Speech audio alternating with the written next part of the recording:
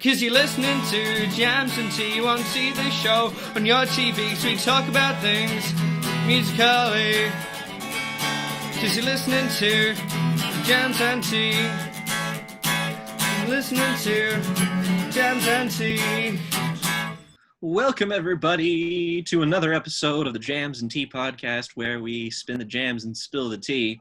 And oh boy, goodness, do we have so much going on right now. But on today's episode, we are going to cover the new album from Biffy Clyro, who, if you don't know anything about them, boy, do we have the video for you that was just uploaded by this podcast's very own Saoirse, who did a worst to best episode on Biffy Clyro. So if you are not familiar with that band, go check out that video, and you can get a cursory knowledge of this band to learn where we are coming from. It is a great video. It is on this channel, and I'm 100% certain that Jake will remember to put a link to it in the description for this video. 100%, as in 5 minutes after it uploads, I will do that because I forgot. I'm adding future Jake. And speaking of future, not the artist, the concept, time-wise. Thank God. Speaking of the Jimmy Eat World album futures. Jesus, thank God. That was grim. Anywho, speaking of things that are going to happen in the future, I did talk about a few weeks ago my Tom Waits worst to best, which was going to happen much earlier, but sadly my footage was corrupted as my entire SD card just completely shat itself. So I am going to be re-recording that, and hopefully it will be uploaded sometime within the next week. It will certainly be uploaded before we are going to cover an album of Mr. Tom Waits on this very show. Well, technically not this very show. It's going to be on their record club. On this show as a concept. We're getting very heady today. I thought for a second you said that like Tom Waits was having a new release, and I was like, I think you're mistaken. Well, funny you say that, though. In February, his label did put out a statement saying that he is making a new record. It was just that was way before all the coronavirus shit happened. So we don't know. That's up in the air. But the other record we are going to be covering today is, I was just about to say, a celebration of endings. Even that's the Biffy Clyro record, Jake. We're going to review it twice. Yeah, we're going to review it twice. And it still won't be enough. We are going to review, please tell me the Hero's band's Death name. by Fontaines DC. Fontaines DC. Yes. And then we are going to be reviewing their new album, A Hero's Death, and the Record Club recommended album this week that will be uploaded concurrently the same day as this will be Zealand Ardor's most recent 2018 release, that being Stranger Fruit. So we have all of our work cut out for us today. We have lots of shit happening. Also, August and I are providing a bonus conversation about Small Town Spy Crisis Sigil, which is a side project of Ada Rook of Black Dresses, which we have covered previously on this podcast. And just a note for this channel that is somewhat tangentially related for content purposes is that I'm writing a sequel to my books, so that'll be fun. Expect that next month. Buy it, woohoo! or I'm going to show up to your house and beat you to death with your own shoes. That is an exclusive feature of this podcast, is that Morgan is going to show up to everyone's houses and either give you a bag of Hershey Kisses or beat your ass. It's going to be a Patreon bonus. I'm getting my ass beat. I know that already. 100%. Only if you don't buy the book. Okay, Tyler. Fine. As if we didn't have enough content in the pipeline as well, we have a couple more things that are going to be uploaded very soon. The first being our will be surely an interesting excursion into the discography of storied metal act Metallica. Storied. Yes. Slashed across my tits here. Indeed. Titular, you might say. That will be revealed soon. And also, I, like Jake, have been working on a worst to best video for Guess Fucking Who. My favorite artist, the IDM Giants, Ortega. The Guess Who are actually a band, so you might have confused a person or two. Sorry. Yes. So there will be an Ortega worst to best, which is almost completely written. Will be up at some point as well when there is a space for it in their schedule. So you're going to be spoiled for choice with content thanks to Jams and Tea. Yeah. Huzzah. Fantastic. Okay. Oh, no. Any other announcements? No, I think that should be good. Okay, well, let us launch into what we've been listening to. Now, I think we decided to do this in a slightly different order because August was going to be late. Even though he's not late, let's do it in that order anyway. So we'll start off. I'll just make myself late to. Thank you for moving, and now I'm going to have to move your title another time when I edit this. So thanks for that. Okay, let's go with Morgan first on on up to 5 records you've been listening to in the last 7 days. Okay. Well, I'm going to be cheating a little bit, but I swear I will be very quick. The most notable thing I did this past week in terms of listening is finish off the Rush albums that I had not yet heard. And those being Test for Echo, Vapor Trails, Snakes and Arrows, and Clockwork Angels. And just to briefly run those down, partially because of time and partially because something may be coming up the pipeline with that soon. Test for Echo's fine. Vapor Trails is fantastic. Snakes and Arrows is really good. And Clockwork Angels, I struggle to think of a better note to leave off in terms of their discography.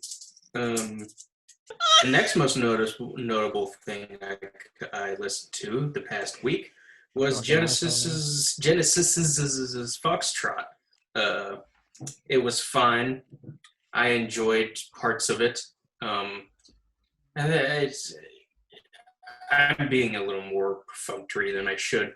I do think it's a good record. It's just not really my brand of progressive rock. I found myself much preferring what I've heard of Gabriel's solo career.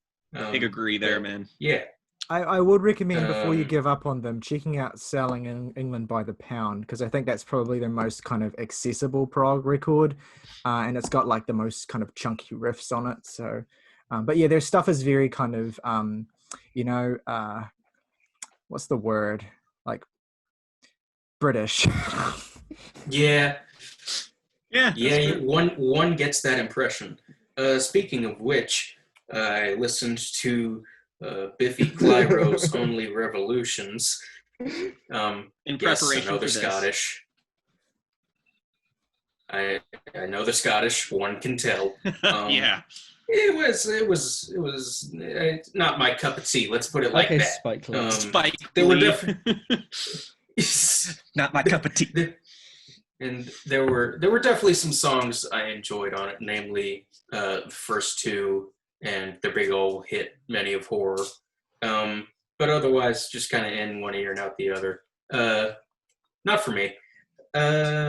Well, but we can get into that more a little later. And then also I listened to, covering a big blind spot of mine as a metal and hardcore fan, I listened to the Dillinger Escape Plan's Calculating Infinity, which is I felt used after it. That's the term I would use. I felt used, and I really liked it. I had been Ravaged. Yeah, it's flawless record. It's like free jazz by way of metalcore, and if that sounds like something you'd be into, put it in your veins right now. And finally, to wrap up my 5 records, I listened to the Autechers' Cornfields, and boy, what a strange beast that is. It sure is. I think I've listened to it like 10 times now. Oh my God. Trying to wrap my head around the damn thing. And Yeah, it is proving, a gargantuan task, but yes, it does indeed compel me. It's unlike anything you've ever heard. And if for no other reason, Jesus Christ. Please continue the thought, Morgan. If for no other reason than that, you should give it a try, but not before listening to some other earlier Autechre records first. Because if I had skipped those and gone right to Confield, I probably would have thrown my headphones across the room, as Tyler predicted. Yeah, that's exactly I why did go to Confield first, and I loved it. You fucking Well, bully weirdo. for you. exactly why I didn't choose Confield for our record club, even though I felt it would probably be most fun to talk about. I didn't want anyone to get a bad first impression because it's a very confronting and difficult album. Indeed. Well, that's me. Okay, that's Saoirse next. Oh, hello. The first one I want to talk about is First 2 7 Inches by Minor Threat. Which is just one of the best records I've ever heard.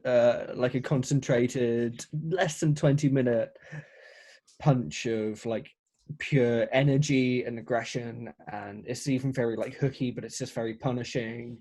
And I loved it. It's got a whole like a band could do that much good in an hour, and it could still be a great record. And they packed it into like 18 minutes.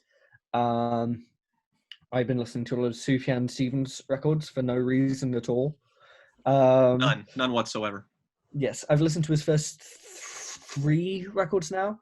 My favorite one is Michigan, by quite a long way. Enjoy Your Rabbit was just a bit of a mess of a diversion for me. But we can get onto that when we eventually don't talk about. Moving on. I listened to a lot of Mountain Goats records. What? Jesus. I wonder why. For no reason. It's been interesting going back to their old work because I can see a lot of the thematic fascinations and textures that would make John's writing so compelling later, but with none of the polish or skill. Not skill, he always had skill, but none of the discipline. I haven't heard a bad one yet, but I've been disappointed a lot. We do, in fact, spill the tea on this here podcast. Yes. I've listened to multiple Tom Waits records, but the one I'm going to highlight is Bone Machine, which might be my favorite Tom Waits record so far. Listen to that today. Yeah, like Going Out West, Don't Want to Grow Up, just amazing song. Going Out West is a song in Fight Club. I did not know that until about a month ago when I watched it. It was like somewhere. Yeah, and I just heard it and was like, guys, this is Tom Waits' song, and then everybody else in the room was like, who is that? I was like, I told my sister's boyfriend I've been listening to a lot of Tom Waits, and he was like, who? Which is so sad. Like, why isn't Tom Waits like A well household known? name, He has so many amazingly accessible songs as well. Like, listen to his early work if you're like an Elton John fan or a Billy Joel fan. Like the freaking Eagles. The Eagles have a cover of Old 55. Like, come on. Yeah, exactly. It's worse, but duh. But the 5th album I want to talk about is the new record by adolescent favorite of mine, All Time Low. Oh dear. A band I've seen live multiple times as a teenager. And I stopped listening with the last record they made before this, Last Young Renegade, because it was bad. And even as a then all-time low fan, I thought it was bad. And the problem they're having is they still want to make music for teenagers, but they're in like, I don't know. Yeah, I mean, they gotta be like something. 35 the youngest. Yeah. It's the Green Day dilemma, as Exactly. it were. Yeah, but they're trying to mix like very bland, like the worst tropes in modern pop music that you could think of with their pop punk sound. To call this record a pop punk record is an embarrassment to the genre of punk. It's just really bad, and it's so boring. It's so boring, and it's probably going to end up being my least favorite record of the year. Not because it is the worst executed record, but because it was the most depressing listen I've had. Just listening to a band I used to find exciting as a 16-year-old making music they shouldn't be making anymore, and just feeling like out of touch old men. Green Day. Boy, I wonder what that's like. All-time low should be executed. I mean, a moderate stance. Was there a joke there? I'm not. I don't think so, but it was not wrong. Just a correct statement. Yeah, that's true. That's true. Awesome. Okay, is that everything you wanted to talk about, Sash? Well, I've talked about like 5, not records, but 5 points. Very good. Okay, so I had an amazing week music-wise. Well, yes, you did. In terms of first listens. So I, in an unprecedented week for me, well, not unprecedented, but it's been a very long time since there has been a week where I heard 4 first-time listens that I instantly gave full 10 out of 10 ratings to. So I'll discuss those 4, and I'll also discuss a 5th record which I didn't give a 10 out of 10 to, but is pretty fucking great. And I'll start with that one, which is I think last week I talked about the kind of British new wave / pop band Prefab Sprout, and I talked about their album I Troll the Megahertz, which is kind of like a string-laden dream odyssey, very unlike their other records as far as I can tell. So I went back to the start of their discography because they were kind of big in the 80s, and I listened to their debut album Swoon, which is this kind of really rich kind of almost pastoral at times, but incredibly sweet sounding new wave, but not synth new wave, like new wave with really pretty like guitars and really kind of great pop hooks and stuff. Really awesome album, like so good. Like I was really impressed because it's not even like one of their most well regarded albums, but I thought it was like one of the strongest new wave albums I've heard in a long time. Just really great songwriting, really good hooks, but also like just stuff that really worms its way into you without being overtly showy or overtly, trying to be catchy. It's just like, it's just like really subtly brilliant songwriting. So highly recommend that album. Easily better, a lot better than most records, really, just generally.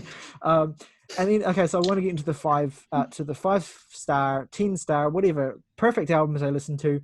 The first was Mahavishnu Orchestra's The Inner Mounting Flame. So Mahavishnu Orchestra is a jazz fusion act led by John McLaughlin, who was a very influential and powerful guitar player on the early fusion records of Miles Davis, among other artists.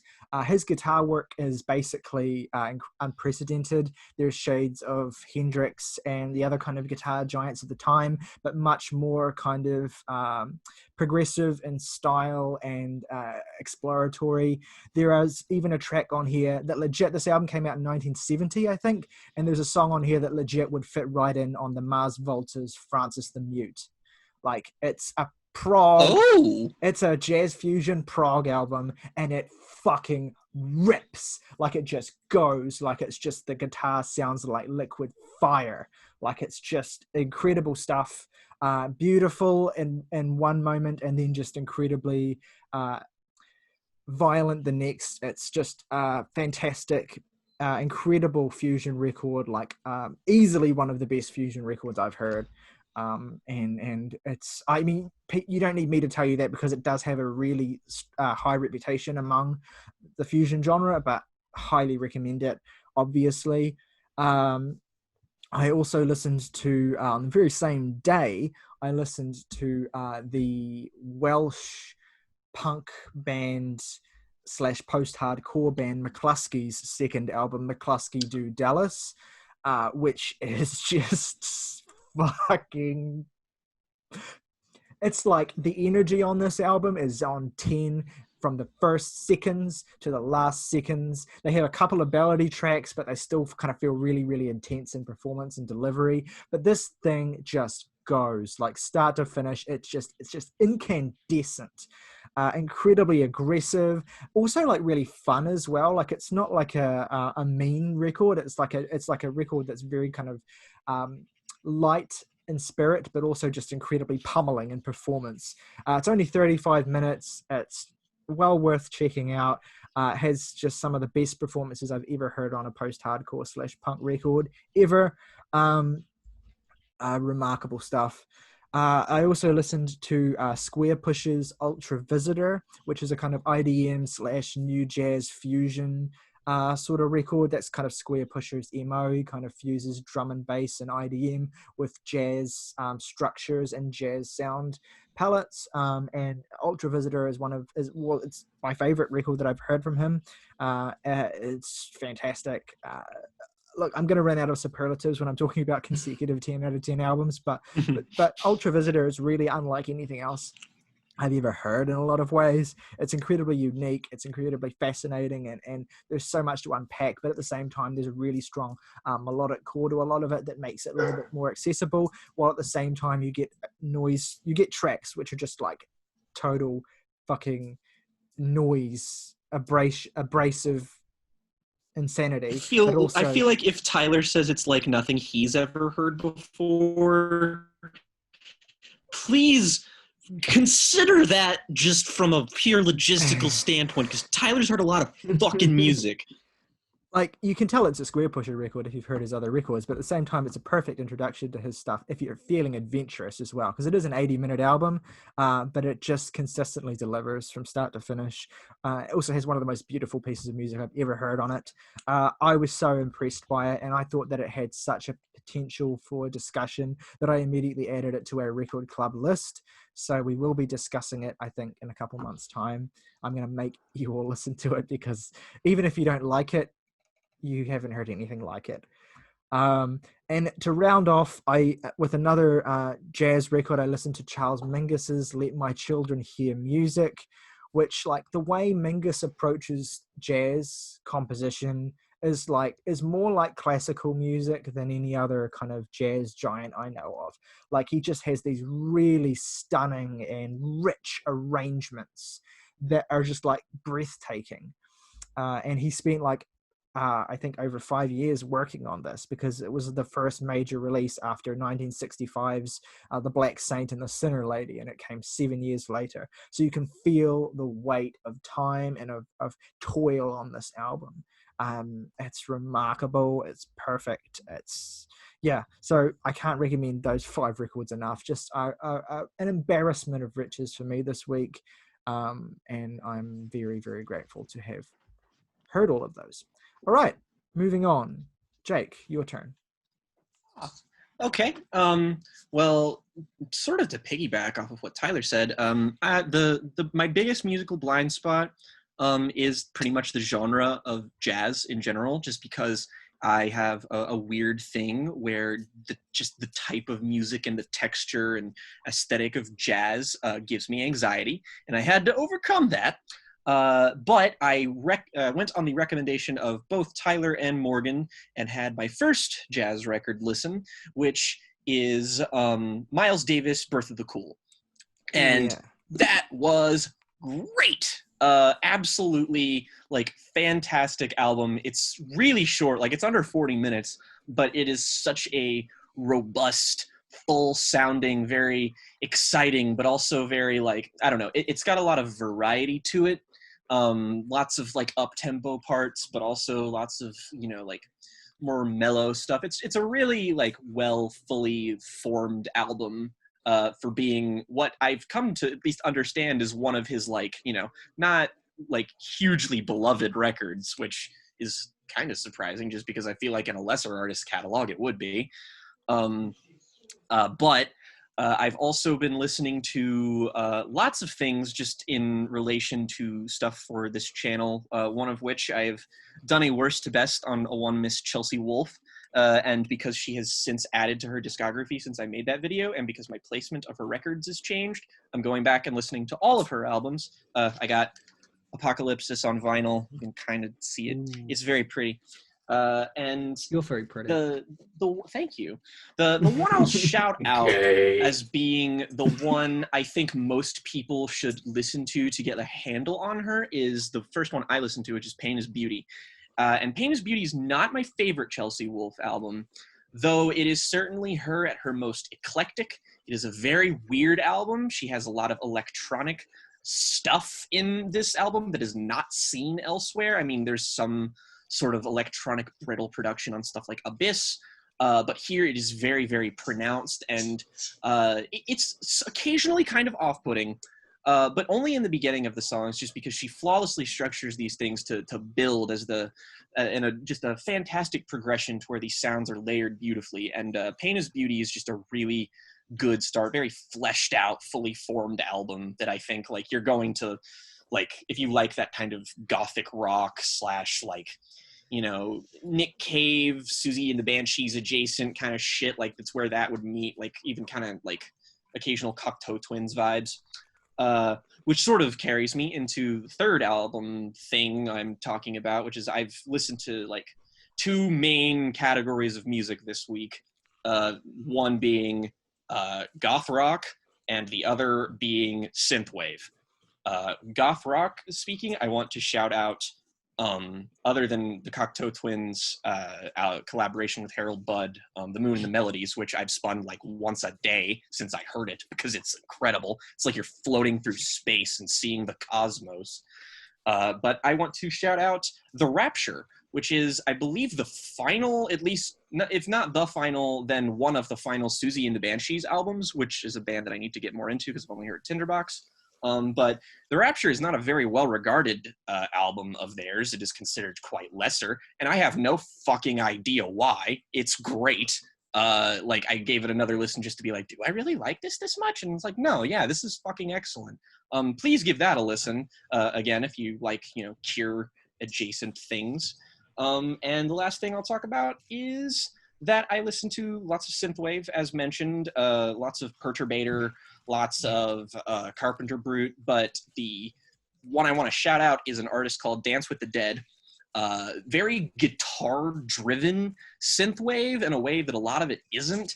It almost has like a progressive educationally. It's super fun. They all have like these, all their albums and EPs have these like really horrorcore sort of vibes to them of like scariness. Like all of their album covers look like 50s B-movie posters, and they're all named shit like Dress to Kill or Run Lisa Run, or just like lines and shit from 80s horror movies. And it bangs. If you like synthwave and you like Perturbator, check that shit out. It's really, really, really good. Love to Death is the best album release they have. Check that out. It's fun. But yeah, that's it. All right, so I'll just get swiftly into it. I said in the chat this week was very kind of a lot of Morgan core bases for me, so I'll just go over the 4 of those that I think are pretty important. First, the Second Stage Turbine Blade by Coheed and Cambria. Yes. And that album fucking rules. Oh my sir. God. I loved it. I loved it to death. I listened Turned to into it a like Baptist preacher. Yes. Amen. I listened to it like 7 times. It's just so good. I cannot wait to listen to their other stuff. The Rice, the artist in the ambulance. Fantastic post-hardcore record. It just goes and it just direct lyrics that just punch you in the face. It's awesome. Is the artist okay? Debatably. I'm just concerned because he's in the ambulance, so I'm just worried. Justin Kensrue is fine. Then I listened to Deftones, Around the Fur, a record I honestly kind of prefer to White Pony, and I think it's pretty rad. Underrated. I love that album. It is very underrated. Very good. Final thing for this kind of Morgan core stretch was Misfits, Earth AD, and Wolf's Blood, which it's too much. It's amazing. It's awesome. It's too much good music, August. It's like 20 minutes of just the raddest shit ever. It's so good.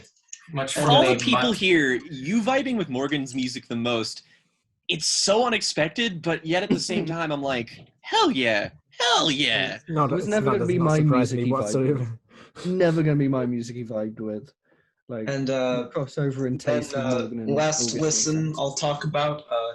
I listened to the Velvet Underground and Nico's self-titled.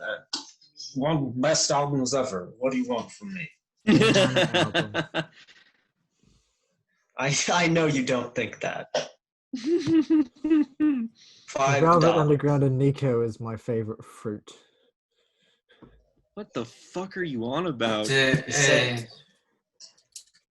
don't know what this man's on about. There's a banana on it. It's got a banana on the cover.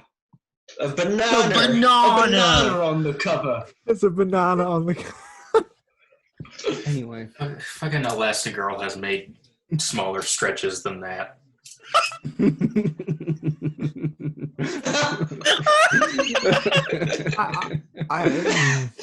Wow. Most people probably made smaller stretches than look. All right, let's Velvet just cut this shit. We know what we're here for. If you are mid on Velvet Underground and Nico, go listen to Billy Idol's cover of Heroin. Which is it's what? That garbage? No. I mean, nothing against Billy, but Lou, the original Heroin is like one of the best rock songs of the 60s. Mm-hmm. It's like... How can you listen to a version that doesn't have John Cale's screeching cello? The immediate vitriol which came out of Saoirse saying that. This will not be the only time this podcast that happens. And on that note, let's move on to our new release discussions. I want to blow my head off. Let's kick off with Biffy Clyro's 2019 release. 2020 release, whatever year it is. A celebration of endings. I'm misreversing. Boy, this isn't certainly an ending of something, but I don't know if it's worth is celebrating. It time to celebrate. Yeah, Saoirse, why don't you are definitely this podcast resident Biffy expert, so contextualize. Explain why. A sensation. Why are Biffy Give me an explanation for this. Who is responsible? I would like to speak to Mr. Clyro. I know if you look at Biffy Clyro's name on Google, it comes up with that awful meaning, but the one I heard was they were all at school together and they were coming up with like alternative Cliff Richard memorabilia, and they had a biro pen, so they were like a Cliffy biro, and then they changed the letters. The fuck? That's actually kind of funny. That's the worst thing I've ever heard. No, I like that. That's cute. That's funny. Yeah. Anyway, I want to jump off a Cliffy biro. Before I talk about this record, there's something I have to do. Oh God. Get, like, is she going to kill someone? Is she vinyls. going to bring in the lead singer and kill him? Is this going to be unfriended? Please. There we go. Hey! Amigo. We out here drinking. Let's clarify. Biffy Clyro are, generally speaking, a good band. Like, they have made good music. Absolutely. I think so, anyway. Would you say that you would have to clarify? What I would say is I have had this horrible feeling for years now, which is like bands that like when I was like 15, 16 really getting me into popular music. Like or other like Muse really got me into pop music when I was 15, so did Biffy, so did like The Killers, Foo Fighters, and they've just all put out, even All Time Low, since I get into them, just put out horribly mid shit. And it's just like, I just got on board at the worst time, and ever since they just kept putting out mid shit. Like, after Wasting Light, it's just not been very good. So, you know... that is an opinion that you are, I suppose, allowed to have. At least from my perspective. And with the... with the Biffy, they put out Opposites after I got on board, which I liked a lot. But ever since then, it's been like I've just been waiting for them to make a great record again. And every time they drop a record, it's just like, not it. No. Waiting for Godot, but it's waiting for Clyro. More like shitty Clyro. Yeah. More like the purple rose of Clyro. I feel these jokes have just gotten worse and worse as we've gone along. We should stop. Anyway, but this record has actually been, critically at least, very well received. It's currently rocking an 84 on Metacritic, which indicates universal Jesus acclaim. fucking Christ. Mind you, it does not take much to get an 84 on Metacritic, really. It's a ridiculously, what's the word? It's like... if you're music, I guess. That whole system is like really unbalanced. So like it's always Rotten Tomatoes weighted essentially, isn't it? Yeah, it's weighted towards the positive end with everything anyway. Yeah, I mean, it got a 10 out of 10 from Kerrang! Magazine, a 9 out of 10 from DIY, an 8 out of 10 from the NME Independent and Q. Who are these people? I would be shocked if it got less than an 8 from NME. It got an 8 from NME, yeah. Yeah, exactly. A 10 out of 10 from Kerrang! Is the least surprising thing. That sums up the whole record in a sentence. Yeah, but this record is the most Kerrang! Core Biffy have ever sounded, by which I mean it sounds like every single British alternative rock band from 5 years ago. Glad I missed that trend. Yeah, and it's just like, I feel like the reasoning that it's getting those good scores from a lot of outlets is like, it's not very challenging, and it's competent. But the way people talk about it, when I've heard critics talk about it, it feels like it's hit their zeitgeist in a way, because it's a record that does have aggressive moments. It does have not political moments, but some like gestures in the direction of political allusions. But it is first and foremost a pop rock record. And that's the thing. I knew from the singles that dropped from this record, like Instant History, like Tiny Indoor Fireworks, this was going to be a pop rock record from Biffy.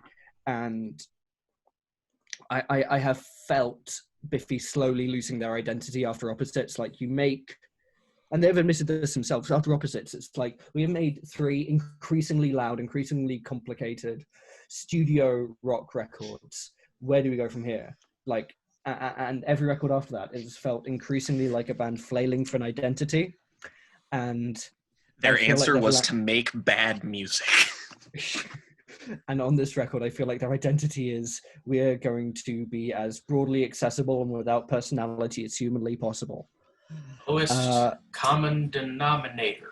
The thing is, like, it feels like they're trying to have it so many different ways with this album, I think, which is really where it crashes and burns for me. Because, like, there are things that I like about this record. There are songs I enjoy. I think that the punchy opening of North of No South is quite cool. And the fantastic closing track, Cop Syrup, which I'll get to when I do my review, I think is really interesting in a very good way. There are things I like about this as well. Absolutely. You've got these really cool bookends, and then just everything in between is just like so many different shades of disappointing. Yeah. Yeah, it's just, but the thing that I think is the problem here is that they have an aesthetic that they're gesturing towards, which is like, this is going to sound like music we've made before, but it's also going to sound like pop rock. But there is none of the songwriting that made their previous records really stand out to me. When this album gestures in the direction of like a song like Many of Horror or Machines, which are 2 of my favorite Biffy Clyro songs, it is aiming in the direction of the aesthetic without the craft. It is like listening to the Matt Cardle version of Many of Horror at points. Oh God. And the thing is, we last recorded 8 days ago.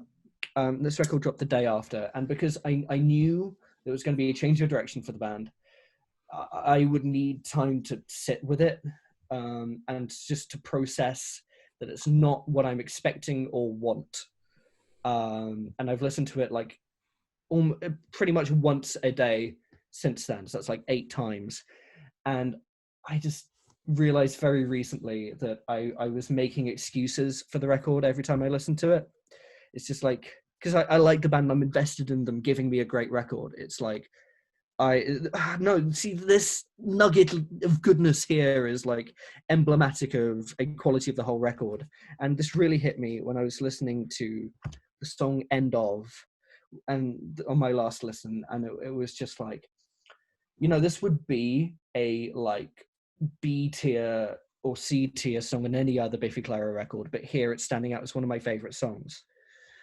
And I think Biffy Clyro still have a great record in them. I think they do, but but that might just be hope. And I think what I really want is at some point down the line, they are going to release other good records, and we're going to look back at this as a dark patch in their history of 3 pretty mediocre records in a row. And they just need to capture something that gives them inspiration again. But the problem is, every interviewer they talk to, every critic is like, this is really capturing the spirit of the times. Like, I love what you've done.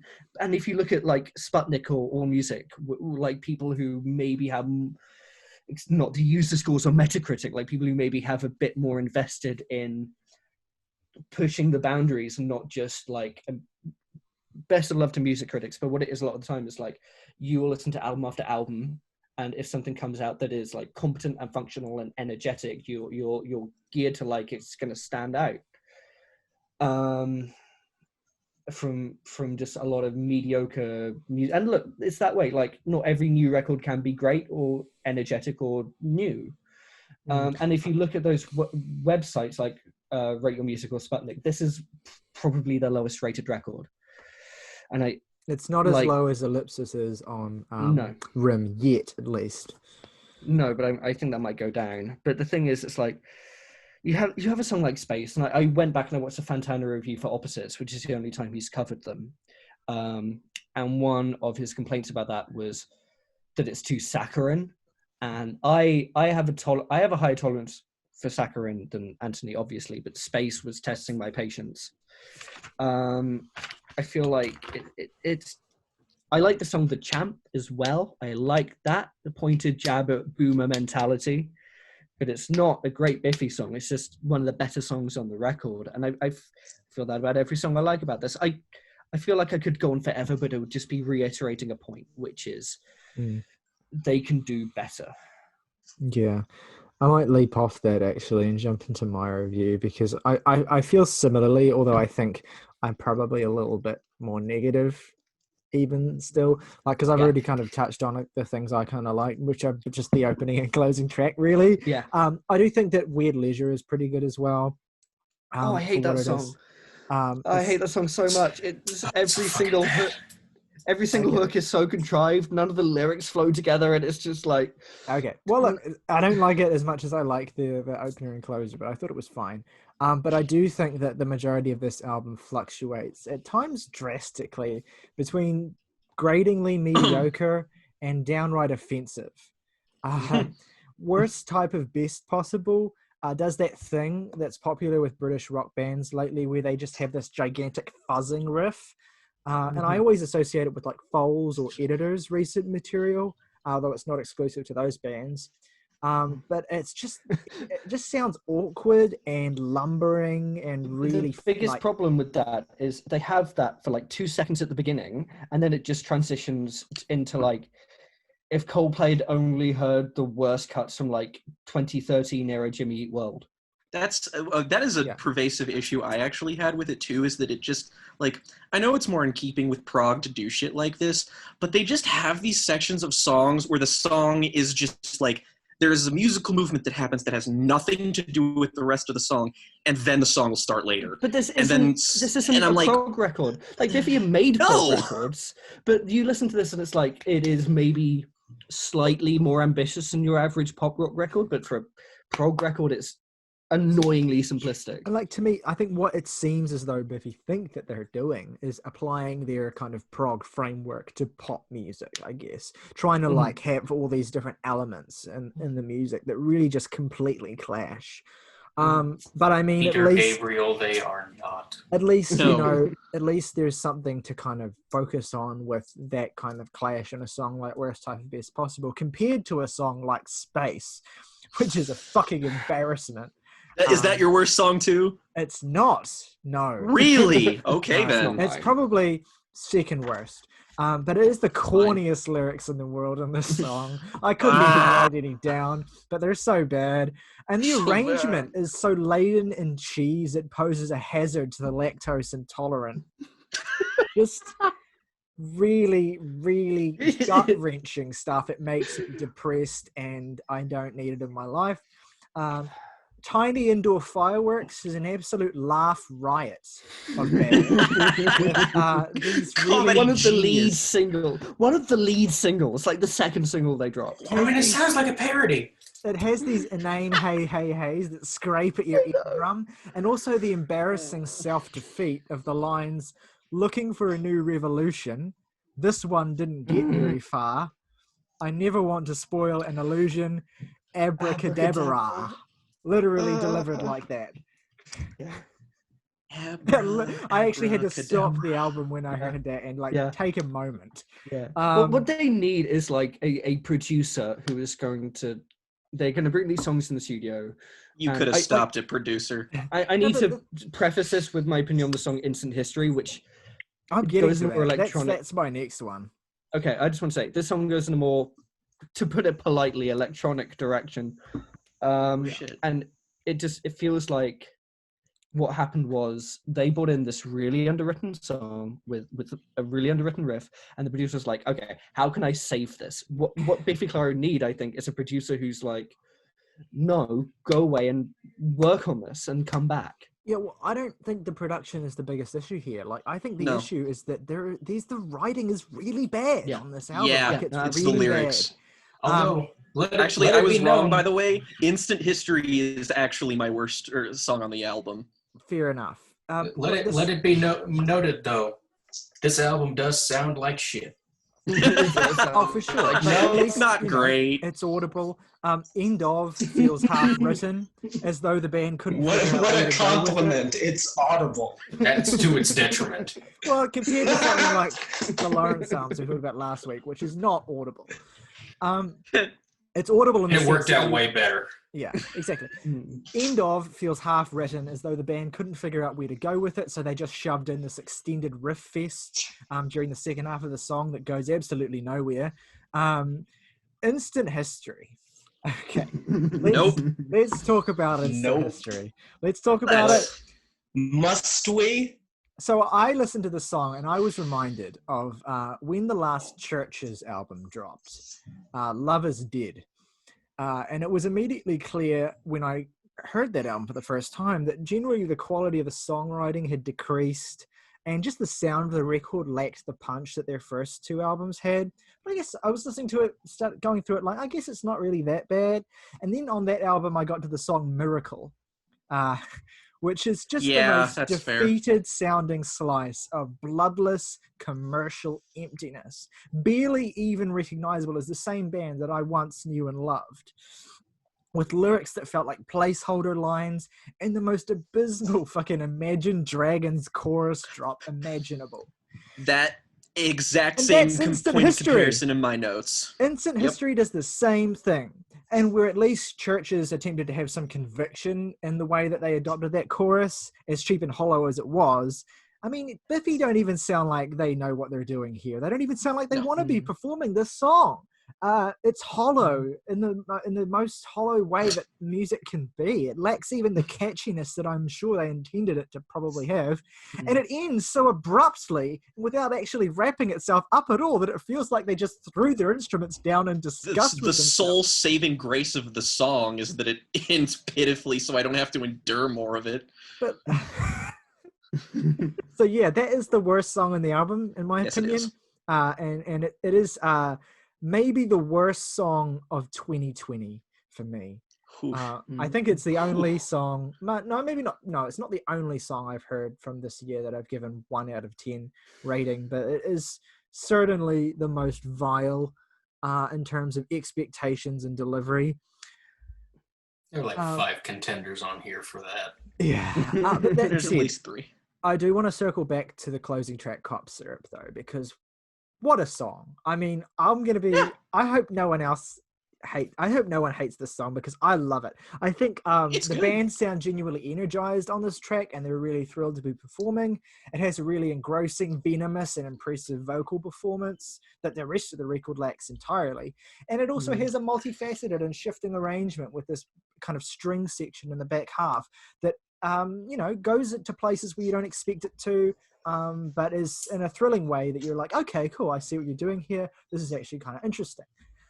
So I will say that I don't know that the record was quite worth it to get to that point at the end, but at least it did end on a positive note for me. And I don't want to, as fun as it is to really trash an album, I can't pretend that this is one of the worst things I've ever heard, because it's not. It just has some really bad moments, and far too many of them. And it's just like that thing where it's like a band can do better, and it's just more irritating because they're not doing better than it is listening to a random album from a band you don't know. That's shit. Yeah, that is exactly how I feel. I feel like there are high points, but if the high points for Biffy in general are like here, the high points of this record are here anyway, and the low points are all the way down there, Yeah. Anyway, I think we should.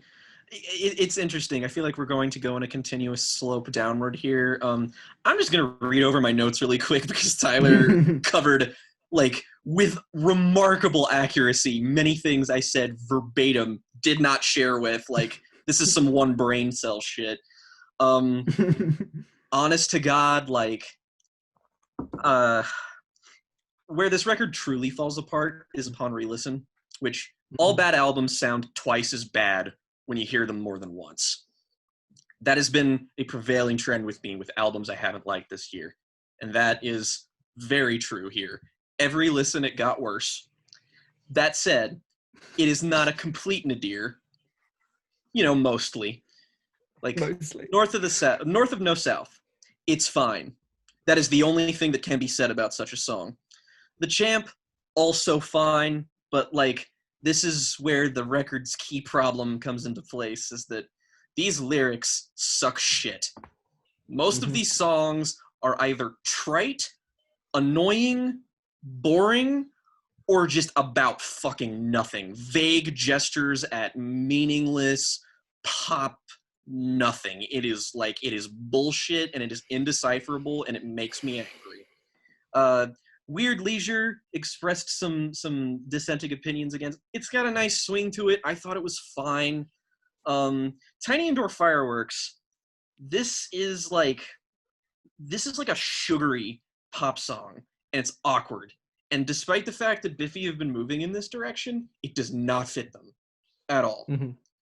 I would just say, though, that on their record, Opposites, they have the song Pocket, which is the poppiest song they've made, even with this record included, and it's amazing.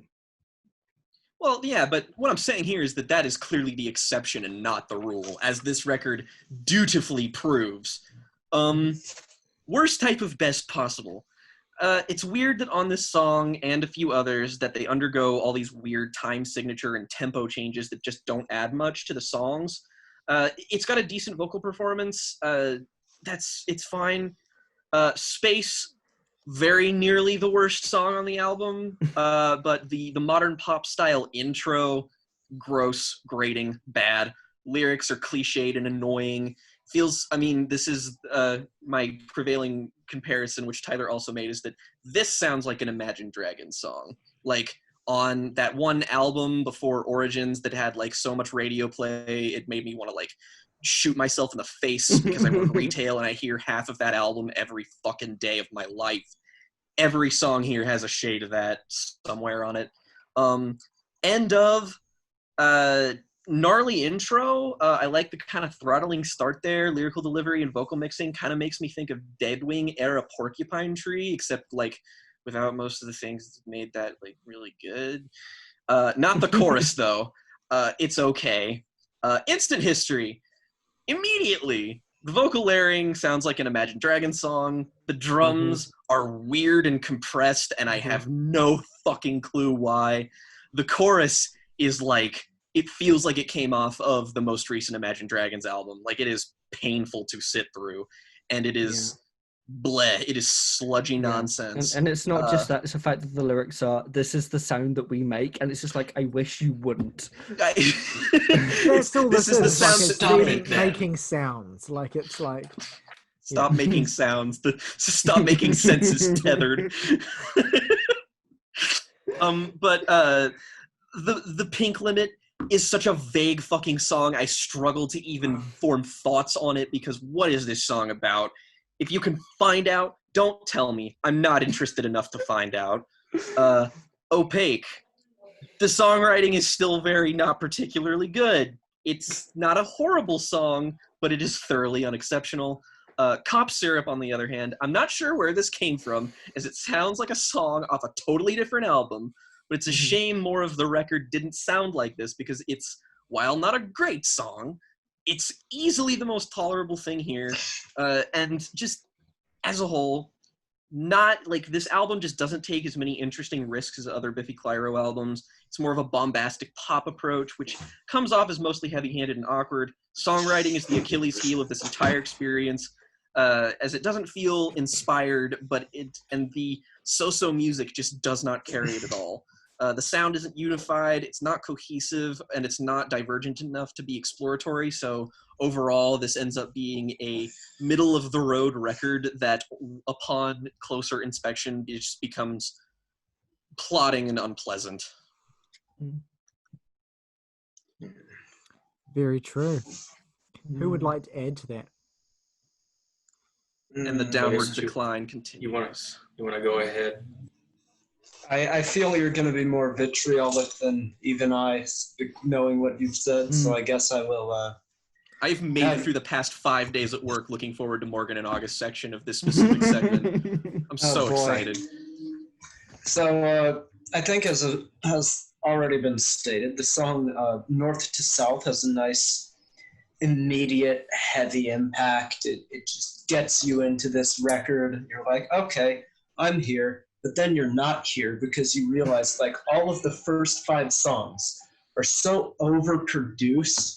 They just sound sterile. Like, they sound like these recordings were just, like, rehearsed 6,000 times just for the sole purpose of, like, it doesn't sound human at all. Like, am I listening to music or was this, like, programmed?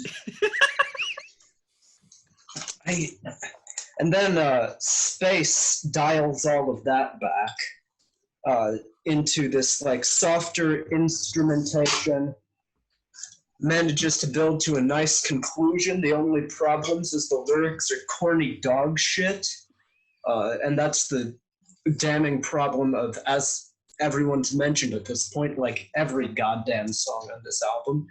Now, I've been critical of Biffy's lyrics before. I think sometimes they're not on point. Sometimes they can sound a little corny. But this is that just dialed up to, like, 7,000. Every song is just tepid. I already made the joke, so I won't make it again about Biffy Clyro. You get it. Stop, cat. End of is, I think, one of the album's better songs, if only by virtue of it's, like, actually heavy and kind of feels like human beings are playing that song instead of robots. And then we get Instant History, where someone in the studio decided, like, hey, what's this reverb dial? And it just sounds like washed out garbage. That song, oh god. And that's the thing. This album's front half is sterile and boring, and this album's back half is inconsistent and terrible. That's the duality of this album. I mean, the Pink Limit is nice and heavy, but as Jake has made the point of, I will never think about it again because it is what? It's just a loud fart, and then it just fades away. Now, Opaque, I think, would be one of the better songs by the virtue of it actually being about something, but it's not because the writing is the stupidest thing I've ever heard. Take the fucking money and run. It's just such a cliche lyric as well. Just like, how many songs have used that? And the breakdown of, and then the build up and breakdown was like, these walls are closing in. It's just like, the only way to make that passage more lyrically cliched is to throw the word tonight at the end of it. Take the money and run tonight. Yeah, exactly. The thing is, it's like, one of the things I love Biffy Clyro for are coming up with such like oblique metaphors and like phrasings I never would have thought of, and it's just like, why are you resorting to this? Yeah, why is this the record we ended up with? I mean, the thing is, I feel this record wouldn't be the worst thing ever if they weren't taking themselves so deadly seriously. Like if they had a self-awareness to the cheese of this, it might be at least kind of fun, but because they're like so dead set on this being like their serious, anthemic, political album, it just reads as bullshit. It's bullshit. Look, the more I think about this record, the more I'm convinced that Biffy like weren't even trying. Like they weren't taking themselves seriously, really. I mean, look at that fucking cover. It looks like it does. Like, how do you make something like that and think, yep, this is like gonna make people want to listen to this? You look at the cover of Only Revolutions, which is like beautiful and symbolic to me, and it just captures so much of the energy of that record. And you look at this, and it's like an A-level B art project. Like, who's the guy? Who's the guy? Why is there blue on his face? But I actually had something you just Storm Thorgerson. But I had ever since he died, this band just sucked. I think part of terribleness is linked to him.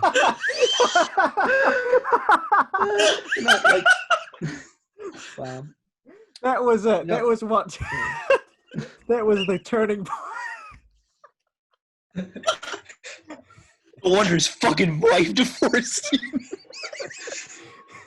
Yep. He was the one the whole time, like saying these demos are shit. Work harder. Like no, just the image of these guys like mourning him so much that they just forget how to make good music. Biffy Clyro killed Storm Thorgerson because he was critical of their music. Rolling in his grave. Rolling in his grave. And by the last song, Cop Syrup, just kind of checked out at that point. I mean, thank God it's mostly instrumental. Yeah. True. I mean, I celebrated when this album ended. There we go. We got it. Ring the bell. Yeah. Here's the joke. We got it. The joke's there. It was comedy. Like, you did, this is just teeing yourself up for jokes like that, and there's been no record to better do that since like Shark Sandwich. On that note, Morgan, what would you like to add to the conversation? You know, you all have done such a good job of explaining why this record is bad, and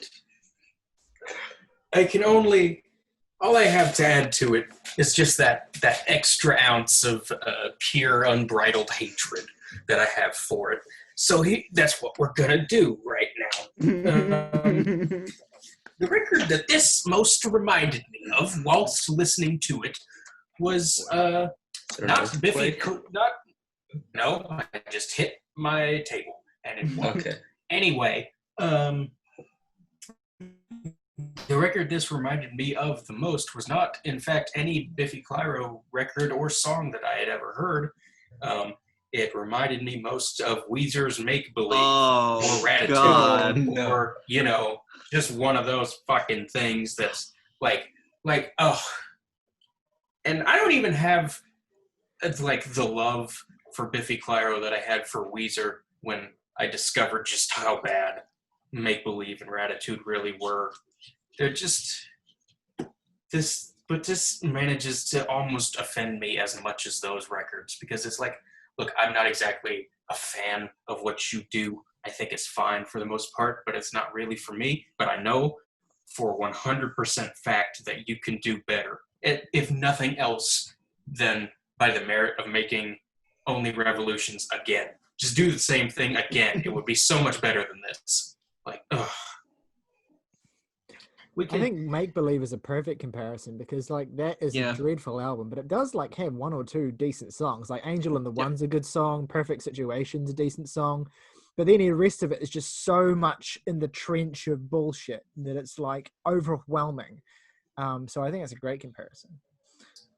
Yeah, and Instant History is definitely their Beverly Hills. I would say it won't be successful. I mean, unless it is, I don't know. I'd be very depressed if it was. Beverly Hills is kind of catchy. No, Beverly Hills is like anti-catchy. I don't know. Beverly Hills is anti-music, really. That is still true. I'm not complimenting it. I'm just saying in comparison to this. Raps on that song.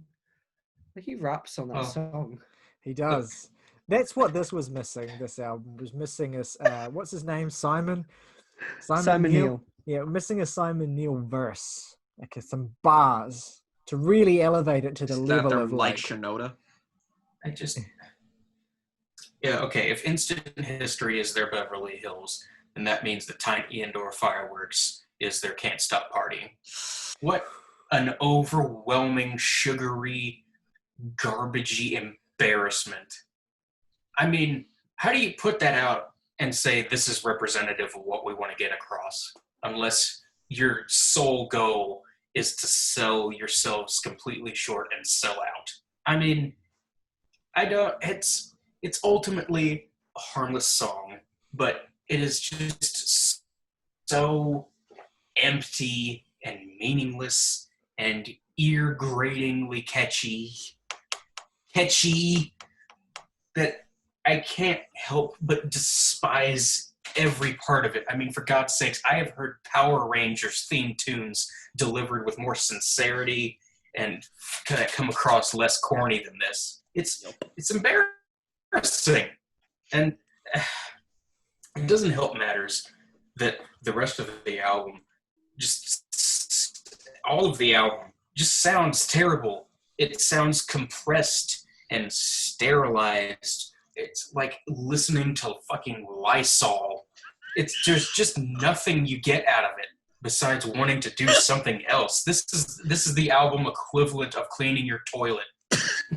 Like,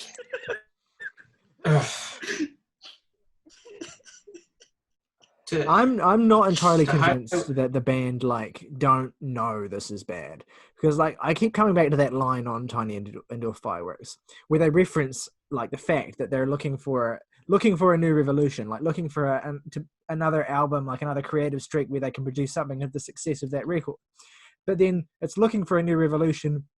This one didn't get very far. Like it's almost like they're admitting that they're out of ideas on that song, and it's kind of really depressing.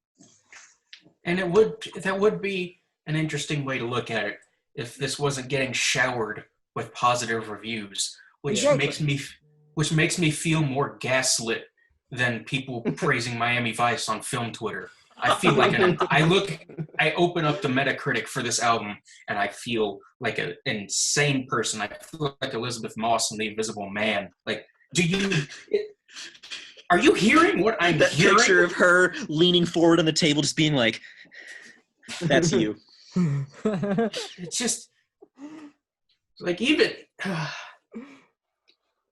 I don't want this to just be a complete takedown of this from my perspective, because I have to convey my feelings on the album properly.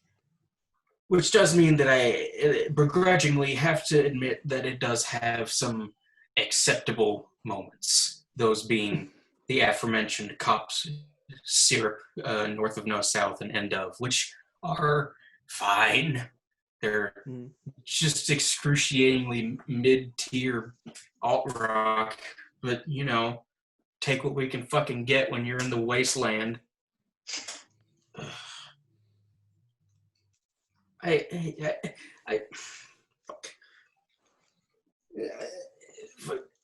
We broke Weird Leisure sucks. It sucks so bad. This is the most impossible to listen to hook I've heard in ages. Yeah. It is like nails on a chalkboard. It is the fork across the plate of music, and I despise it. And it's not even my least favorite track on the album, which is, in fact, Tiny Indoor Fireworks. I was going to save my rant for that till later, but, you know, who needs structure? Biffy Clyro obviously don't. So, you know, fuck it, whatever. Okay, I think we're I just circling the want to drain. wrap it up on. Let's I want to wrap it wrap up. it up on one note. Just one note I want to wrap it up on, because where I do this, I'm always next to my vinyl collection. And I have at the top of my singles pile this 7-inch of Saturday Superhouse, one of their singles from Puzzle, which is one of my favorite records of theirs. If you watch the video I did on them, and that is an album about grief, about loss, about. Like I said in my video on them, it begins with a song called "Living Is a Problem Because Everything Dies," and I just That's think a big about fucking mood. Yeah, and I just think about like how, like as a musician, breaking my back to make a fucking EP, like any album takes a huge amount of work and passion and love and drive, and I can't see it. That's sad. So I can't of see sad. it on this record. Speaking of Jake, sad, we should what are rate your these. 3 favorite tracks and least favorite track off of this album? Oh God in heaven. Favorites, I suppose. Okay, Cop Syrup, North of No South, and if I was forced at gunpoint, I guess End of. Least favorite is definitely Instant History, with Space closely following behind. And yeah, I'd say this gets a... I thought about maybe rounding up, but nah, 3.5. Yep. Okay, my 3 favorites are exactly the same. Chinese Satellite? No, they're the same as yours. I'd just like to say there's one of the earliest Glacier Flower songs that I ever recorded was titled "The End Of," and that's a song I'm genuinely prouder of, and I think it's not great. Then I can imagine anyone who worked on this should be proud of that song. End of. Least favorite song is I don't know, I guess to try and be original, I'll say Space. And More than this band, John. 3 out of 10. There you go. Mm-hmm. Morgan. My favorite track is No. My least favorite tracks, I'm doing 3 of them because this album is just that bad. Tiny Indoor Fireworks, Instant History, and Weird Leisure. And I'm feeling a 1.5 out of 10. Morgan, when you said your favorite track is No, I thought we'd like jumped ahead in time to the next album, which actually has a song called No on it. Yeah, so did I. Oh, is there? On the Okay. Fontaines DC record. But yeah, anyway, that I was just see. funny. Right, my favourite tracks are probably The Champ, Worst Type of Best, and End of. My least favourite is probably Space. I'm going to give this a 3.5. Gang. Okay, my 3 favorites are Cop Syrup, North of No South, and what's it called? Weird Leisure. That's not one of the names. That's not a song on there. My least favorite song is Instant History, and I'm going to give it a 4 out of 10. Okay, so the next record we're going to talk about today is Irish post-punk act Fontaines DC's sophomore effort, A Hero's Death. Now, this is actually coming quickly on the heels of their debut, Doggerel, which came out only a year ago, and I believe was nominated for the Mercury as well. I could be wrong. God, I hope I'm not wrong. Anyway, it's a very good record. You're going to get bombed if you're wrong. It is a quite good record. It's a very immediate record. It showed promise. I went early last time, so I think I'll save my review till a bit later. I've got quite a few things to say about this album. Why don't we kick off with Saoirse. I was going to say August or Morgan since they went last time. Oh, no. I just know Saoirse seemed very enthusiastic about it. Oh, I mean, I can go. Does anyone want to talk about this album? Yeah, go on. Not even. We can abstain from this discussion and just go on to Seal and Ardor. So the new record, A Hero's Death, I like it quite a bit. I think you can tell it's a very quickly made follow-up sophomore effort. I think that it's not as immediate as the first record. I think that it's not quite as slickly written or just immediately enjoyable, but that's fine. Those in of themselves can be attractions if you want. Like in the same way, my favorite Proto-Martyr record is the one with the dog on the front, and a lot of other people prefer some of their less immediate records.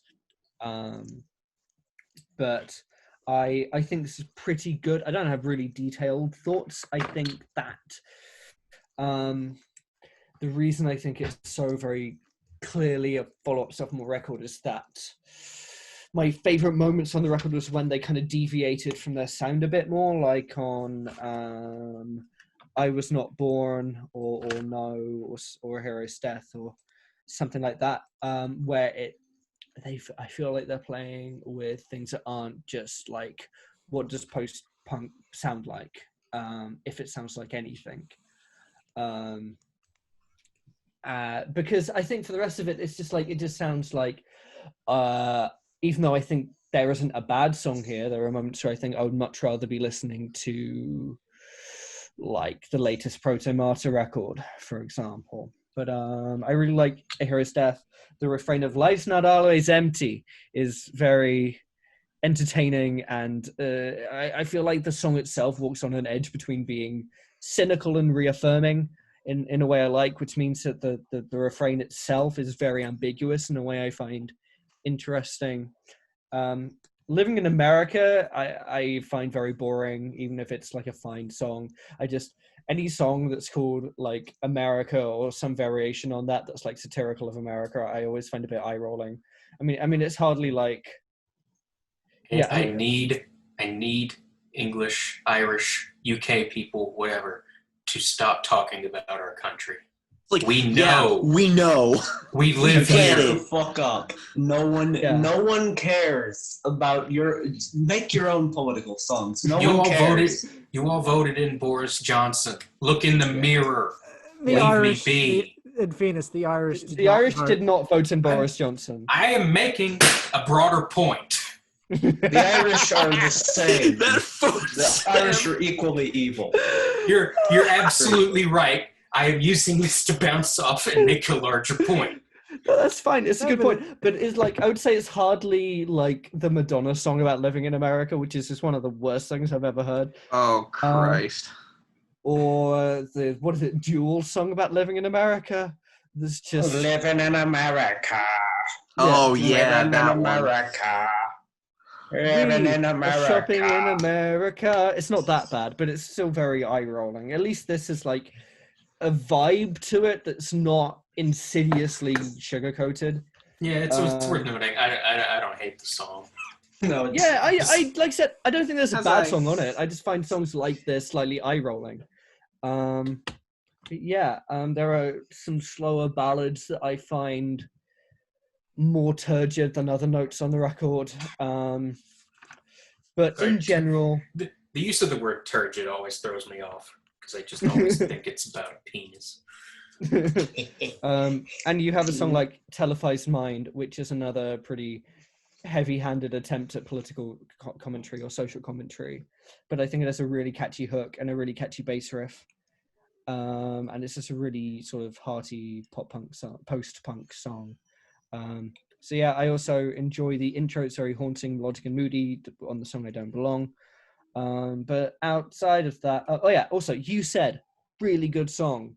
It builds in a really lovely way, and it's a lovely song about like spiraling in depression and just pushing yourself, and just you think that if you push yourself it's going to get better, but you keep spiraling, like operating faster, and it's such a haunting hook. I like that song a lot. Me too. I think I'm done. I'll just get my opinion out of the way because I have like 2 minutes of things to say about this album. First off, this is the most boring album of all time. God, I appreciate Proto-Martyr when I listen to this. I mean, they have style. Their lyrics are apocalyptic. They've got this cryptic songwriting, and it's really really engaging, thick instrumentation. And this album certainly has production. It sounds like every other post-punk album in existence, all scientifically engineered into Interpol type beat. Yeah, every song on this album has like basically the same structure of verse, chorus, vocalization / bridge, and then you just sing the chorus 2 times in a row. And the choruses are just these awful, like, 1 minute repeating this one phrase over and over again, and then you get the double choruses at the end of the song, and it just makes this like relatively short record, only like 50 minutes or something. It feels like it's stretching for time. I just find it really boring. I'm really glad that there's a record that I know August is going to be positive about that came out this week. Because anyway. Yeah. Well, you're just completely done, are you? Okay. No, I'm done. That's all I have to say. Wow. Yeah, I'm really glad we're talking about the Ada Rook record because I know you're going to be more complimentary about that. I'm gonna enjoy that. There's very little to say here. Like, 2 people have talked about this album, and there have already been like a slight difference of opinion, and yet I feel I can add very little. So basically, this is like, I kind of found the new Proto-Martyr to be just a bit dry for my taste in places. Wow. Sorry, Proto-Martyr. That was wrong of me. I did you wrong. This is the goddamn Sahara. I like the idea of this album just sort of like. Sorry, all right, just the delivery on that. The goddamn Sahara. Sorry, continue. Well, I mean, he's not wrong. Goddamn sexual tyrannosaurus. See, this is what's happening, is that instead of talking about this album, we're just trying to laugh so we can appear like enthusiastic about something, because like the problem with this album is that I actually mentioned Interpol earlier. It reminds me a lot of Interpol stuff, and that it's just like, this is Joy Division and nothing else. Here you are. I don't get that. Like, sorry, I need to be mad for a second. Oh, Interpol are really not a post-punk band, if you really think about it. And they don't sound like Joy Division. Band. And it's driven me nuts for like 10 years. And I've got to get that off my chest. I'm sorry. They would have to make music interesting enough for me to declare it as something other than post-punk. So I will say that at least. Fair enough. Turn on the Bright Lights as a post-punk album. Like, it certainly has shades of post-punk, but like all their music is basically just like really slick. Okay, Mr. LCD Sound System isn't dance punk. It is dance punk. It's just that particular album that you cited, that We need more instance- context here, Tyler. Our viewers Yeah. don't understand. Sorry. August said that the late, I think this is happening, was a dance punk record. It has like one dance punk song on it, maybe two. Which one? Well, Drunk yeah, Girls. it's still a dance punk album. Deal with it. Everyone agrees with me, and you're wrong. Yeah, So you're right. get You're right. pissed Okay, off. I'm Oh wrong. God, all my Fine. friends are arguing. Instead of talking about the album at hand.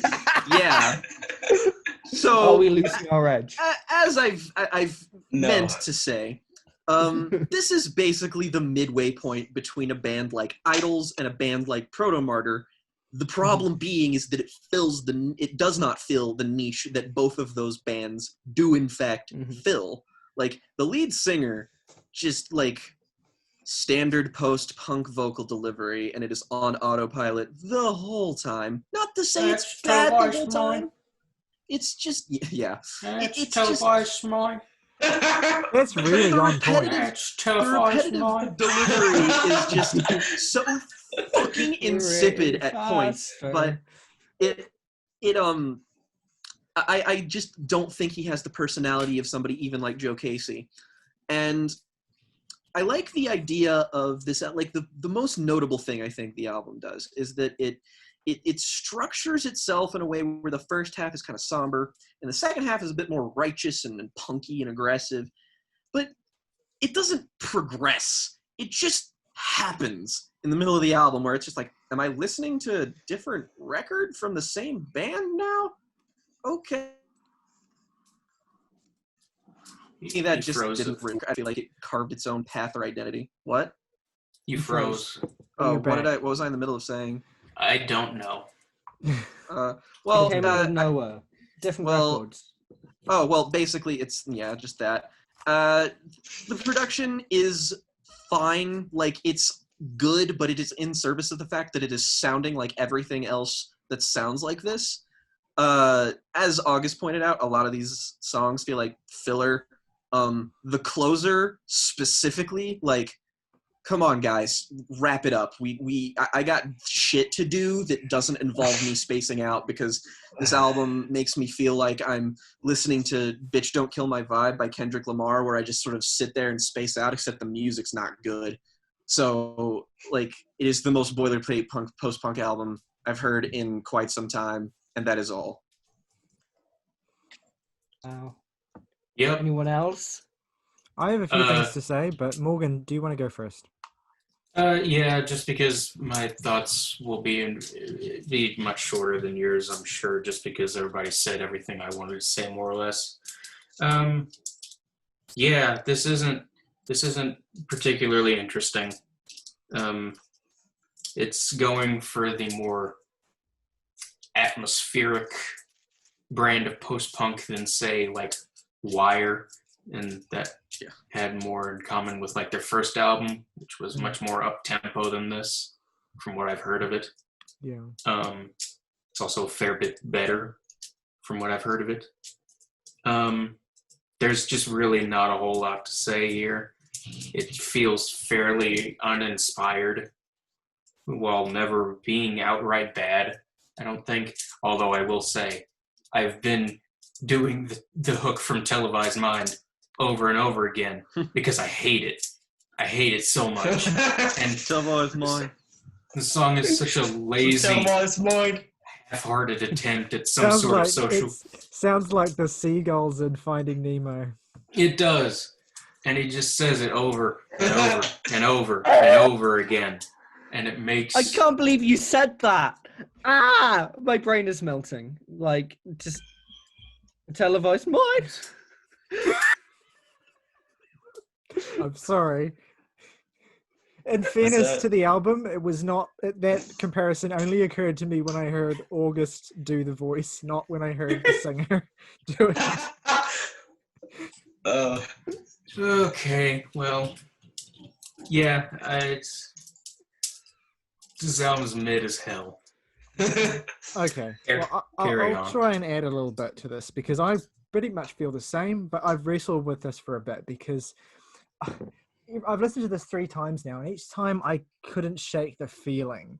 Like, that there was something I wasn't getting. And like, and I'm not trying to like apologize for a record for not working, because I think this record is a bit of a failure. It's a noble failure, I guess, but like, I just felt like there was something they were trying to do that I wasn't keying into. But I think I get like basically what they're going for. It's a brooding, subtle kind of atmospheric and quite cold post-punk, a shift away from the more accessible, punchier direction of their debut. So an attempt, I think, to demonstrate to audiences that they're not just this kind of like really mainstream band, I guess, or that they have a little bit more, I guess, subtlety in their toolkit. The issue is that they just don't bring the quality songwriting that their debut record had. And it feels also as though creatively they're taking a bit of a step backwards, which I don't think was intended. Dogrel, why did I say it like that? I don't know why I said it like that. I wasn't going to say anything, but... I just You were trying to make it more interesting, which is more than I can say for Fontaines DC. Dogrel was a promising but flawed debut that I thought demonstrated a lot of potential. And the problem is, I think that almost none of it is fulfilled here. And as a result, it's difficult for me to interpret a hero's death as anything other than a curious and bold left turn that doesn't pan out, or the sound of a band completely lacking in ideas and floundering in the studio. It's got to be one of those two things. Second time we've said that this week. I know, but this is different because like I feel there's a real purpose here. Like it's very much a record where they're aiming for a consistent vibe. Whereas with Biffy Clyro, they were trying to do everything and they ended up succeeding at nothing. Whereas here, it's kind of like I get what they're going for. They're trying to like be serious songwriters and stuff, or at least like subvert expectations, and it just doesn't really work. I do think it's well produced at least, and I think that some of the songs, especially. Although this wears off the more you listen to them, but initially some of the songs like the opening track I Don't Belong have this kind of haunting vibe to them that is initially I think kind of captivating, even if it rings a little bit hollow the more you get that vibe. It does seem like this record's getting generally favorable and even impressed reviews though, so I feel like again this is this situation where I'm feeling like maybe there's something that I'm missing. Songs like Love Is the Main Thing, Televised Mind, Living in America, and I Was Not Born, they kind of wander aimlessly and they hit circular, frequently monotonous melodies and they just drive them into the ground. And it's confusing because for me, these guys are clearly capable musicians too, even talented ones, and their debut displayed that. Which makes the decision to record songs that are so flatly composed and unadventurous kind of curious to me. And it seems as if it, though, maybe it's some kind of purposeful statement, but if it is, I'm not getting it. That said, I do think there are some good songs here. I want to echo Saoirse's sentiment and say that I quite like the melodic dirge of You Said. I think it's quite beautiful. I think the title track has a bit of bite to it as well, and these nice backing vocals that stand out against the distorted guitar. But I think what holds these songs back from being great is that they seem to kind of fall into this trap that some bands fall into, where it's like, if we slowly turn up the intensity on the song, that will make it feel complete. When it doesn't, it just makes it feel stale and kind of cheap in the way that you try and build a climax out of repetition that is just kind of like, and you're just slowly turning the amp up throughout the song. These go up to 11. Yeah, exactly. Why don't you just make 10 louder? And it doesn't make the song feel complete. It just feels lazy. Second Spinal Tap reference. At least when a band like Protomata uses this technique, as they did on the opening track of their last album, it was the introduction to the album, and it built up to and then into the second track. Here, it doesn't do that. It feels like the tracks do this kind of steady, monotonous build for their own sake, and it doesn't really amount to anything. That said, I want to disagree with Jake and say that I also really enjoy the closing track. I think it's this really kind of sad and almost unsettling ballad that I think is one of the few moments on the record where the minimalism is a inspired choice for the song, I think. it's not amazing, but I think it's a solid ending, and it kind of wraps up the vibe of the record nicely. Overall, though, most of it just doesn't work for me, and it's not like I want to kind of be a bit of a counterpoint because some of the because we got so riled up about Biffy, I think that's led to, I mean, obviously, maybe some of you do genuinely hate this album, but I think the being so energetic about Biffy has led to some residual vitriol for this, when I think really it's more just in the middle. Like, it's just like, it's not really good. Oh yeah, it's not boring. really bad. That's it. And I do think that there's still a lot of potential here, and I would like to see some of the atmosphere here infused into arrangements that are a little more adventurous, a little more formed. I feel similarly about this record as I felt about, or two records I asked to talk about, actually, the Sports Scene record and the Beth's record, which is like, they will do much better work later, and I'm glad I've heard this record now. Yeah, it's just weird because, like, as a sophomore record, it really, you just, it's the kind of thing, exactly the kind of thing you hope doesn't happen.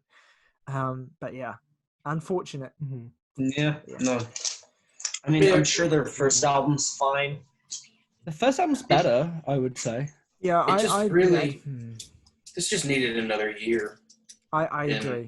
Yeah, in like, you rush out a sophomore effort like this, unless you're like Weezer doing Pinkerton and going in a completely different direction. You need to take the time to craft the songs if you want it to be better, because your first album, people say this all the time, it's the songs you've written for the whole of your life that you get to put on that record. And then sophomore. Yes. Anyway, then, if no one else has anything to add, let's go into our favorite tracks. Absolutely. Shall we go reverse? No, it's fine with that. Order? Yeah, let's go reverse. My three favorite tracks are I Don't Belong, You Said, and No. My least favorite track is probably Love Is the Main Thing. And I'm going to give this album 5 out of 10. Ooh. Okay. I might give this the highest score of anyone. So my favorite tracks were You Said, A Hero's Death, and I Was Not Born. And my least favorite track was Living in America. And I'm going to give this a 7. Okay, my 3 favorite tracks are You Said. I do like that song quite a bit. That's good. I think it's quite good. Lucid Dream and I Don't Belong. And my least favorite, just because we have to do it one more time, that's so quite smart. And it's a 5 out of 10. Chill, dude. Yeah. Chill. All right, August. I really struggle to pick favorite and least favorite tracks. I genuinely don't think I can, because I can't point Chinese to a satellite. Yep, that one. Going again. And I'll give this a 4 out of 10. Neato. Well, my 3 favorite tracks are I Don't Belong, You Said, and fittingly, my favorite track on here is the shortest one, Oh Such a Spring. And my least favorite track. That's my least favorite song. I hated that song. Sorry, not to like go shit fuck on you, yourself, but I forgot about it. My least favorite song was Sunny, because that shit was long and boring and turgid. And I give the album a 5. Oh, okay. Yeah. A positive score by 0.2. Oh my god.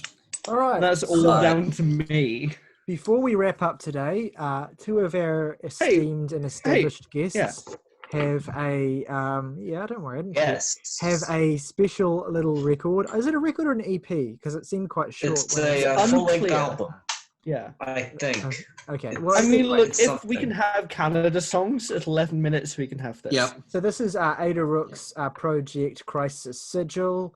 And I'll let you guys, I haven't heard it, so I'll let you guys talk about the album. So yeah, Saoirse and I have heard it. So how do you want to go about this? Just kind of... Well, I just want to start by saying that Ada Rook, of course, Black Dresser's collaborator, which their album from 2020, Peaceful as Hell, is one of my favorite records of the year. I know it divided this podcast.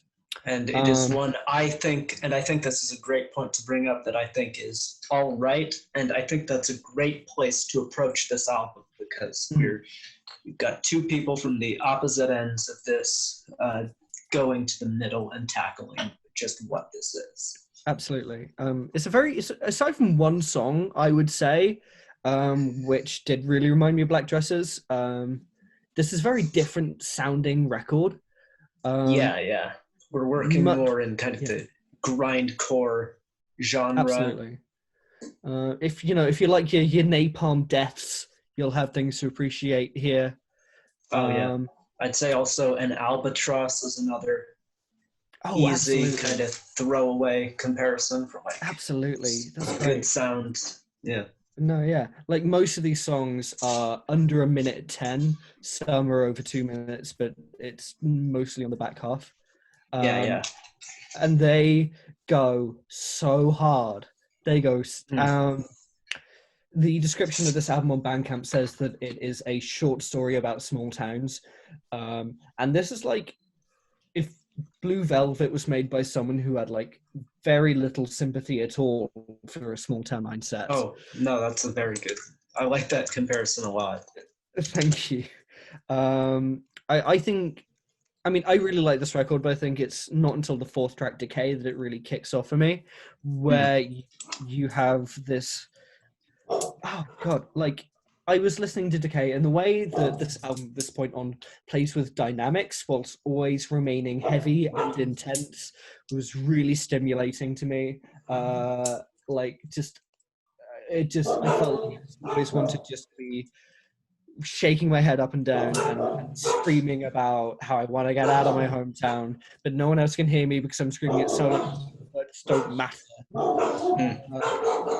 I think you're absolutely on a good kind of track there. What makes this album so good is just kind of how it almost feels like this is just coming from a place of isolation, which is very fitting after the breakup of Black Dresses, and also given the circumstances of said breakup. There's such like a tangible, like emotional core to where this comes from, which is something I don't think you get out of a lot of grindcore stuff, which can just be going hard just for the sake of coolness, where I feel this is going hard for the sake of like rage and a real emotional point is what I'm saying. Absolutely. There's obviously the one song that I have called Shape that feels like it could have been made by Black Dresses. But outside of that, I don't feel that about the rest of the songs, but a lot of them do bring in synths in a way that adds a lovely texture. Like you can't exactly hear the synth, but the fact that the synth is being played means that the note itself has like a text you don't normally find in this genre or in music in general, where it's just the electric guitars feel more alienating but warm. And I like that. I like that. Thank you. It's just very, for as harsh as this album can sound, I think you're very correct that there's like a core pleasantness to it almost. It's cathartic to listen to. Oh yeah. If you get home from a hard day at work and you have just like tension in your neck and just all over your body, and you want a way to release it in a way that you afterwards. Okay, there's going to be a weird comparison. When John Carpenter saw the Texas Chainsaw Massacre, he came out saying that it rode the line of taste and he felt pacified to his soul afterwards. And I feel similarly about this record, where it's like, it's really intense, but I leave it feeling a sense of euphoria, where I've just released all of my hatred for the day. No, I think that's very good perspective to have on it. I would agree similarly, although I think my biggest issue with it personally is that upon repeated listens, I feel a bit of the luster wears thin, but but giving it some space between listens just makes it a very impactful album. Absolutely. And just the fact that I think it takes until, I mean, it doesn't really matter because it's such a short record, but the fact that it takes until like the 4th track for it to get to a space where I really love it is a problem for me. And this is a record that you are meant to take as a whole. You can't just listen to individual tracks. No, you're right. Yeah, so the fact that it just takes that long to ramp up, I'm sometimes wanting to skip the 4th track, but I would advise against it. Yeah, but no, I think it's a nice project to have from her. I don't feel that Rook has fully developed this sound yet, but I think this is a great step towards that development, and I'd like to check in on this project of hers in like a year or so, and I feel like she could just make something that's even richer and more full than this album. I agree. Good debut, jumping off point. I'm happy. Absolutely. Do we want to do ratings or? Yeah, I feel we could. All right, fab. Do you want to go first? Yeah, I will, I guess. I mean, we could pick favorite tracks, but I think we've already made the point that this experience is so tangentially linked to it being one whole that's kind of irrelevant at this point. So I personally give this album like a 6 out of 10, although with further listens, it might go up to a 7 for me, but I enjoyed it. That's fair. I'm going to go straight in and give this record an 8 out of 10 because I really got a lot out of this record both times I've listened to it. I've heard it like I think 4 times myself, and I could go back to it. It's quite nice. Fantastic. Absolutely. And Ada, as well as Devi of Black Dresses, are both, to my knowledge, very prolific musicians. So it's likely that we will continue to be dipping in and out of their various releases. Like we said that when we reviewed the time for this one, so I'd love to join in on the next one. No, like we may said not cover everything they make because they are so prolific. I would like to add in. Like this is the 3rd time we talked about them because we talked about the 100 Gex remix album as well. Oh yeah, true. And we also, I suppose, talked about Ada in a sense because of her feature on the Backwash record. Oh, that's so true. Oh, that's true. Yeah, wow, 4 times covering them, that's mad. Anyway. This chicken nugget looks like the country of Italy. Doesn't though? Does it? No, it doesn't. Yeah. It really doesn't. It looks like a boot. Anyway, I got that was the implication there. We said when we reviewed the Black Dresses record, all Italy's look like boots, but not all boots look like Italy. That's true. Anyway, we said when we reviewed the Black Dresses record that we are aware that they are almost probably going to release music together, just not called Black Dresses. Oh yeah. I think, you know, if we do keep when there is a release that's important, because they're going to release a lot of music anyway, that we talk about them because they're just really interesting and diverse artists. Also, like Peaceful Hell, still one of my favorite albums of the year, so Absolutely. I'm definitely going to be checking this album out, even though if I missed it. I think Creep You might be my favorite song of the year so far. Very good. I mean, obviously I'm not as huge on that album myself, but I do return to Left Arm of Life quite frequently because I adore that song. Brilliant songs. Okay, on that note, we have been very economical in covering 3 records. At this point, you are going to want to switch over and see our record club review, which is for the black metal soul fusion album, Stranger Fruit by Zeal and Ada. That recommended by Jake. Recommended by Jake, so please go and check that out now. And next week... And what albums are we covering next week on this Next week we have some big names, I believe, on the pod. Next week we have you're right. The Killers' new album, Imploding the Mirage, and Bright Eyes' first album in 9 years, Down in the Weeds Where the World Once Was. Both of which I'm very excited to talk about. Yeah. And of course, next week's Record Club review is a duo. It's neat. Stones. I get. Oh yeah. And Liz Phair's Exile in Guyville and the Rolling Stones' Exile on Main Street, and we'll be listening to these together because of the reason that A, Guyville is structured in the same way that the Rolling Stones album is. And the trump card here, it is also a response album to that album. Wow. Boom. It's going to be such an interesting episode. You should all watch it. So stick around for that next Yeah. week, but go and watch Zeal and Ada now, and we Yeah, will see absolutely. you all on the flip side. All right. All right. And as My- always, Rock over London.